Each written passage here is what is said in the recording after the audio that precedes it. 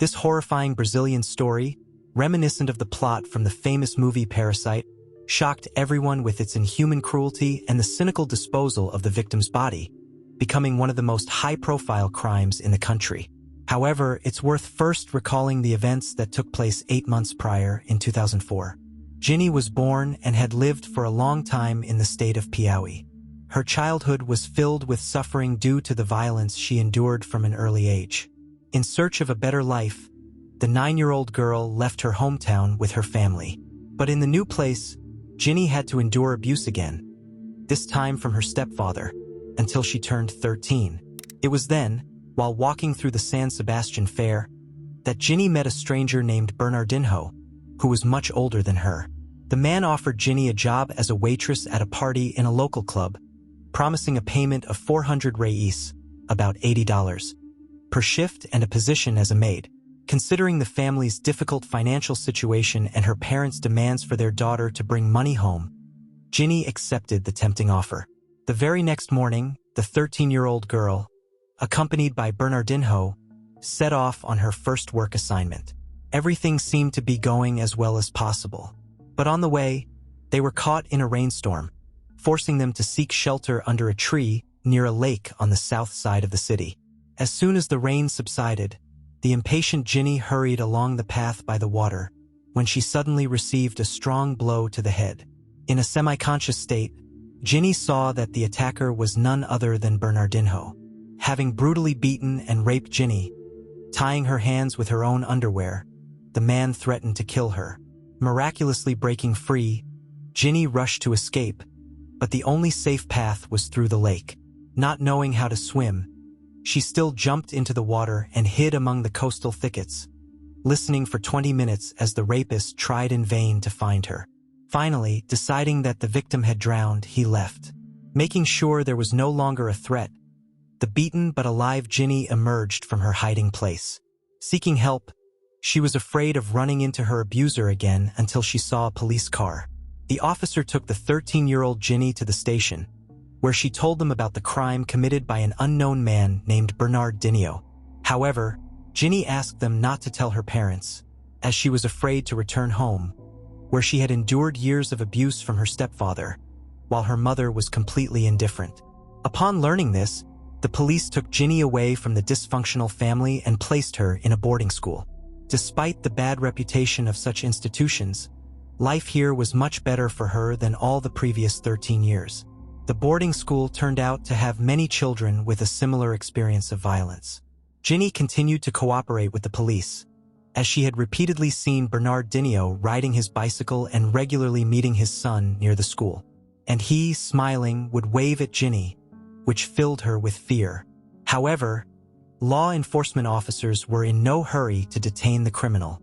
All this time, Jinny lived in constant horror and despair, because the rapist, prone to violence, managed to avoid punishment and could attack her again at any moment or harm someone else. Despite Jinny's testimony, the police stalled the case. The man who had beaten and raped a 13-year-old child half to death was never brought to justice.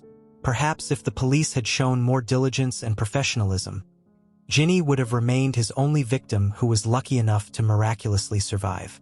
But impunity only emboldens criminals, so soon Bernardinho committed a new attack, this time with a tragic ending. His victims were sisters Maria Fernanda and Maria Claudia, 21 and 19 years old respectively, daughters of the couple Cristina and Marcos Del Isola. Both girls were pursuing higher education at university. They grew up in a loving and affluent family. From an early age, the elder, Maria Fernanda, had heart problems, undergoing several surgeries and requiring constant treatment, so visits to the hospital became a routine for her. The sisters studied at Maria Sul, where their father held the position of director and their mother taught. Seeking to improve the living conditions for their daughters and provide each with a separate room, the Del Isola couple decided to purchase a spacious home in the quiet Lago Sul neighborhood. Their choice fell on a luxurious house with a large area both inside and out, as well as a sizable swimming pool. Thanks to the family's financial stability, such a purchase became quite attainable. But to maintain order in the new residence, Cristina and Marcus decided to hire domestic help. And here, on the advice of a grandmother, another resident appeared in their lives. In 2002, Maria Claudia's mother met a young man named Bernardinho in Salvador, whom she described as an extremely decent and hardworking person. Based on these glowing recommendations, the family decided to hire him as a caretaker. Settling under their roof, Bernardinho performed minor household chores, looked after the garden and pool, which quickly earned him the favor of his employers. Thanks to his impeccable reputation, he received many privileges and actually became a trusted person in the family. When Cristina was promoted at work, she wanted an assistant for simple household chores, cleaning and cooking.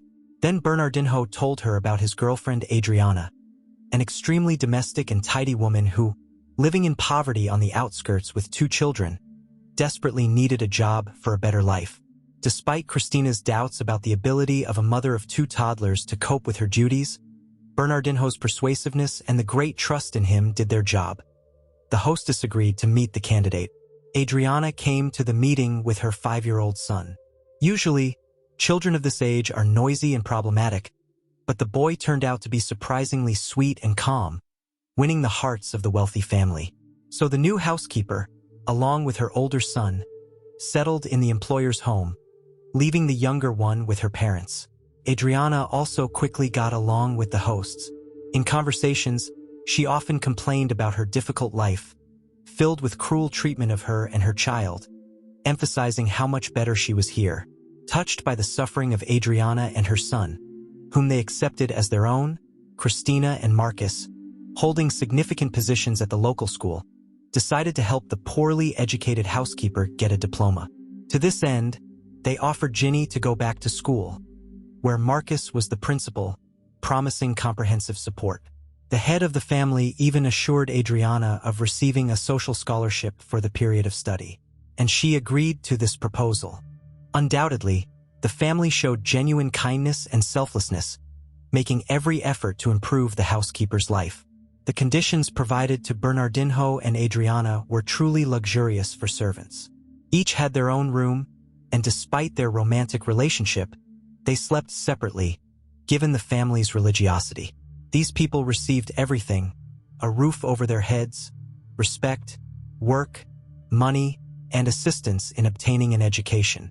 But, having worked for Cristina for less than a year, Adriana began to quarrel with Bernardinho. The relationship between them deteriorated so much that soon the housekeeper asked to be let go home, to her small homeland. Upset by this news, Cristina, who had managed to become close with Adriana and her son, did not prevent the young mother from building her own life. But the return to Bahia did not bring the latter the expected comfort. Again, there were difficulties with work and a miserable existence. In the end, the woman wrote a letter to Cristina, begging to give her another chance and allow her to return. Taking pity, the former employers invited Adriana again. She came with her son, settling in the same room as if she had never left. The duties, pay, and warm attitude of the family remained unchanged. It seemed that everything had settled down, when suddenly a terrible tragedy occurred. On December 9, 2004, Maria Claudia woke up later than everyone else, slowly getting ready for classes. Her sister was in the hospital under the supervision of her father, and her mother was already at work. Maria was simultaneously studying at 2 universities, in the pedagogical and psychological faculties. That day, in addition to studying, she also had to visit her sister in the hospital. Around 9 in the morning, Maria called her mother, informing her that she would go to university with a friend in her car. This seemed strange, because usually Maria used her own transport. However, having no reason to object, Cristina agreed and wished her daughter a happy journey. But when the parents returned home for lunch, Maria was nowhere to be found. And around 2 o'clock in the afternoon, a classmate called, asking why she had missed classes. This raised serious suspicion. Maria had disappeared, friends did not know her whereabouts, and none of the domestic staff could say where she had gone. According to Adriana's testimony, she only saw an unknown car drive up to the house. Maria quickly got into it and left. This version was confirmed by Bernardinho, but no one could provide more precise details. On the same day, The assistant disappeared from the house, allegedly going to the store for groceries, and no longer made contact. The parents were worried, because their daughter was supposed to go to the hospital, but they hadn't heard anything about her there either. All this greatly alarmed the mother of the missing girl, so at 5 o'clock she filed a missing person report with the police. It cannot be said that the detectives immediately set about searching for Maria. In fact, they reacted to the statement rather reluctantly, believing that she was spending time with friends and would return home on her own later. Only after 3 days did the police visit the family's home, suspecting that Maria had not actually left anywhere. After examining the missing girl's room, they were convinced that all her things remained at home. There was a possibility that, in the absence of relatives, something bad had happened, such as Maria's abduction. During a search of the house, law enforcement officers discovered a small room in the basement, from where a disgusting stench emanated and large carrion flies swarmed. This storeroom, built quite recently, was used to store construction tools. There was loose soil there, at the level of which the smell became unbearable. A little deeper, the detectives came across the mutilated remains of a young girl, whose death was clearly not natural. Suspicion instantly fell on the domestic staff, who had been in the house all day during Maria's disappearance and could not help but see what had happened to her.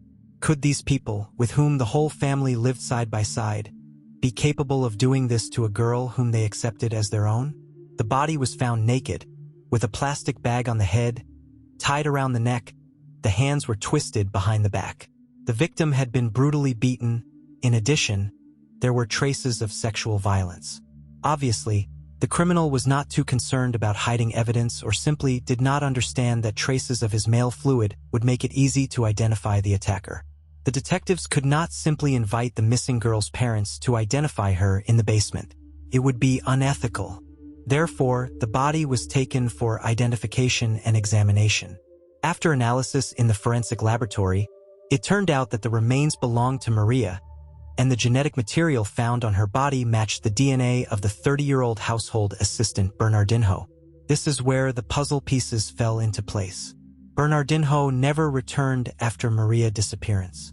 Now it became clear why he had hastily fled the scene. The criminal was hiding from the police. This scoundrel turned out to be a hypocritical traitor who repaid kindness with murder. But this was not the real goal of the villain. Since he started working in the Del Isola family's house, a robbery plan had matured in his head. After all, this wealthy family clearly had something to profit from. Gradually, Bernardinho learned about the owners having a safe. Approximately 8 months before the tragedy, he began actively searching for and trying to guess the code for it, but to no avail. In the end, the caretaker managed to find out this information during the torture of Maria before her death. Bernardinho not only killed and raped Maria, but also stole about $2,000. Before fleeing with the money, he visited his other girlfriend, pregnant by him, who lived in the nearest suburb of Taguatinga. After that, the scoundrel got into a taxi and went to Bahia. It was decided to involve law enforcement officers from 2 cities at once to search for the killer. In fact, it was not difficult to track down the murderer, because he was not too concerned about disguising himself and hiding traces. Despite the considerable amount that the suspect wasted on a taxi ride to another city, the police tracked him down and were literally on his heels. The escape only delayed the search. Obviously, the brutal rapist was furious with impunity. Earlier, he had nearly killed a 13-year-old girl, and now he had condemned a 20-year-old student to death. The criminal thought that he would get away with it, but the first witness to the police provided a wealth of valuable information. The housekeeper Adriana came to the station and, sobbing, described the events leading up to the brutal massacre. When the man set about implementing his insidious plan, he, like 8 months ago, struck Maria Claudia from behind on the head. After that, Bernardinho began dragging her to the basement so that the screams would not attract the attention of neighbors. On the way, he ran into Adriana. According to the assistant, Bernardinho threatened her with death, trying to force her to help rape and kill. Maria Claudia desperately resisted, so the attacker ordered Adriana to tape the victim's mouth shut, tie her hands, hold her legs, and he himself put a plastic bag over Maria's head. Adriana tried to persuade the killer to stop all this, but he threatened to kill her along with her 5-year-old son, so she fell silent and obeyed. The woman was unable to prevent the violence that the owner's daughter was not destined to survive. After this confession, the housekeeper was arrested and taken into custody as an accomplice in order to clarify her true role in the crime. Now it remained to catch the killer himself. This was helped by his own inattention and carelessness in hiding from the authorities. In Bahia, Bernardinho was carelessly resting on the beach, drinking on stolen money, not thinking about anything. It was there that the police managed to track him down and detain him. The detectives kept silent about the testimony of the rapist's former girlfriend in order to hear his version of events. Bernardinho said that on the day the owner's daughter disappeared, he had a conflict with Adriana.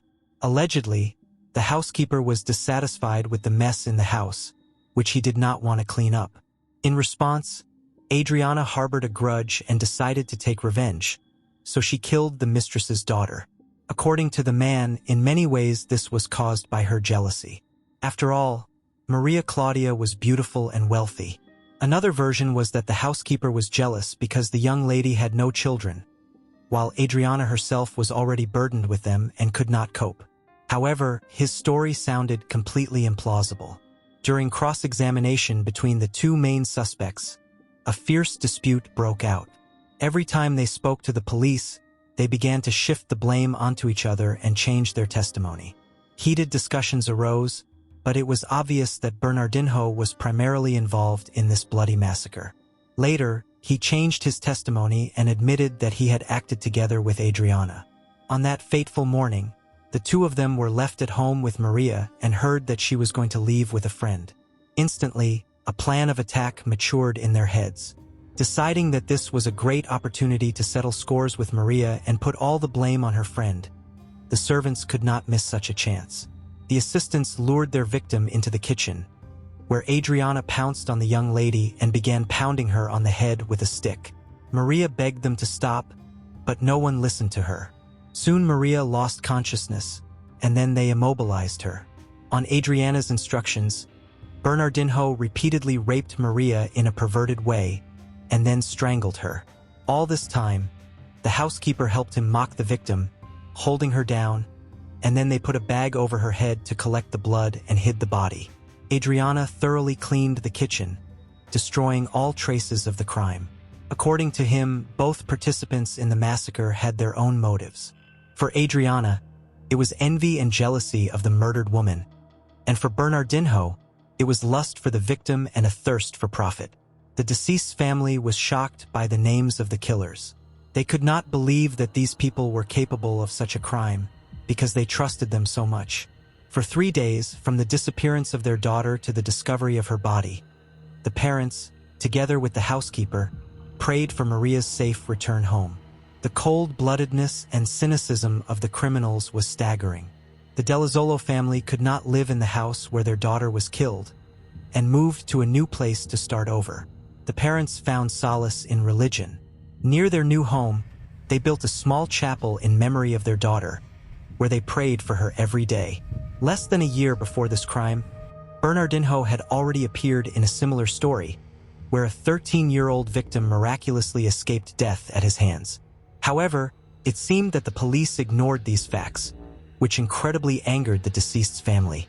The suspicions were only confirmed, as other episodes gradually surfaced where Bernardinho could have been the rapist attacker.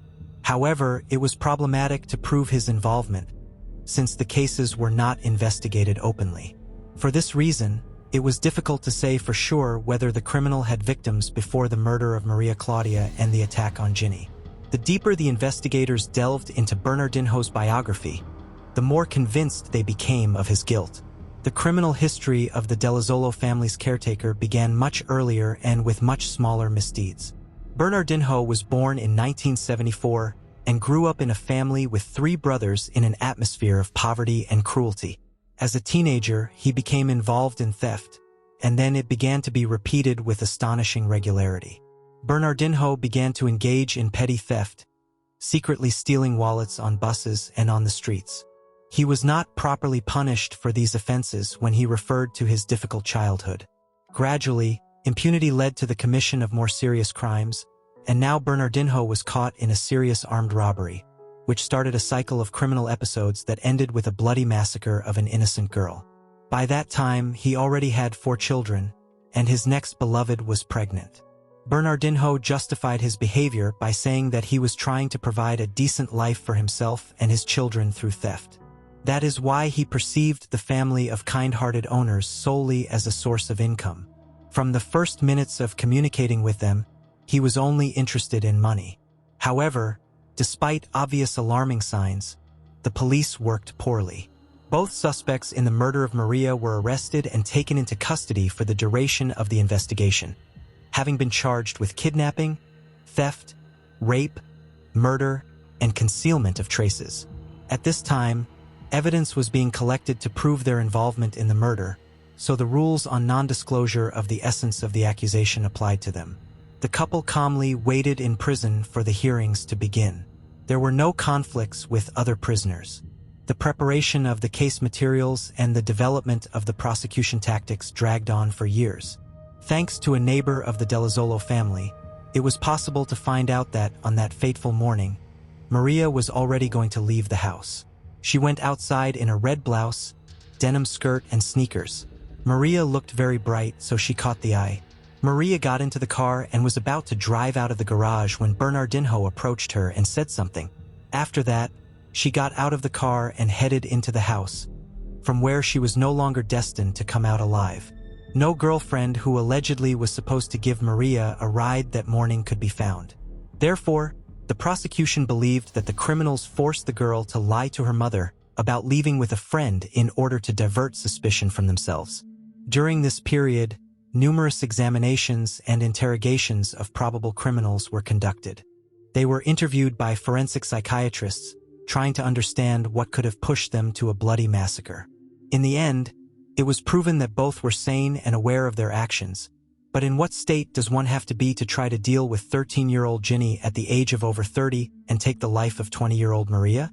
Only 8 months passed between these attacks, and law enforcement officers had every chance to prevent Maria's murder if they had taken the investigation of the first attack more seriously, because they had all the information from Jinny, who directly pointed to the rapist, but no one took her seriously. All this caused a wide public outcry, fueled by the wealthy and respected family of the deceased. But there was another factor that was even more frightening than the discovered attack. There could have been significantly more victims. In recent years, Bernardinho had been constantly moving from city to city, making do with temporary earnings and theft. In the stories of the 2 victims, a clearly practiced behavior can be traced.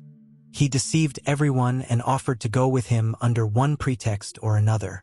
The criminal knew how to gain trust and lull vigilance. Finding himself alone with the victim, Bernardinho would let her go ahead, and then deliver a powerful blow to the head from behind, disorienting her for a while. This was enough to immobilize the victim.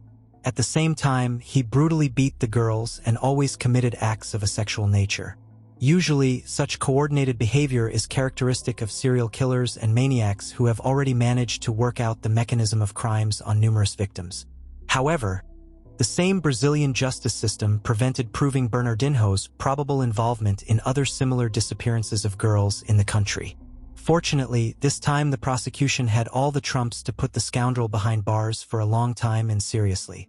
During the investigation, Jinny's case surfaced, so her statement began to be considered again to make sure of Bernardinho's involvement in the attempted murder of the schoolgirl. For this crime, the scoundrel was sentenced to another 15 years in prison.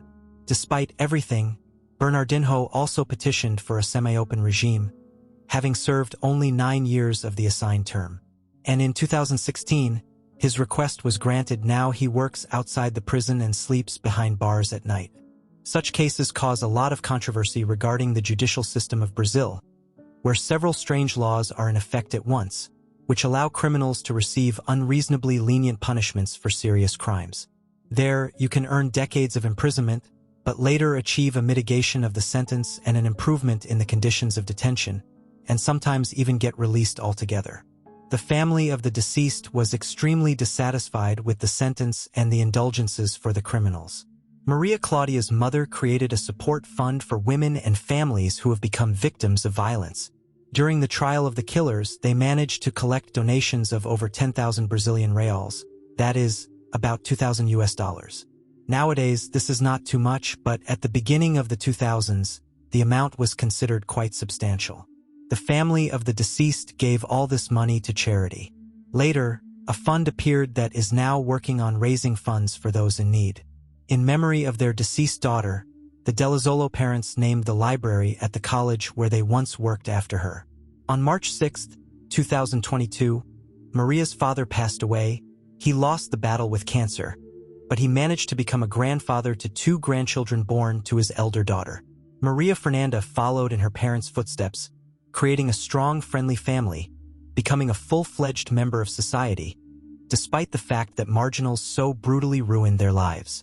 This chilling story about the brutal murder of young Maria Claudia Del Isola and its backstory with the attack on 13-year-old Jinny shook the entire Brazilian society.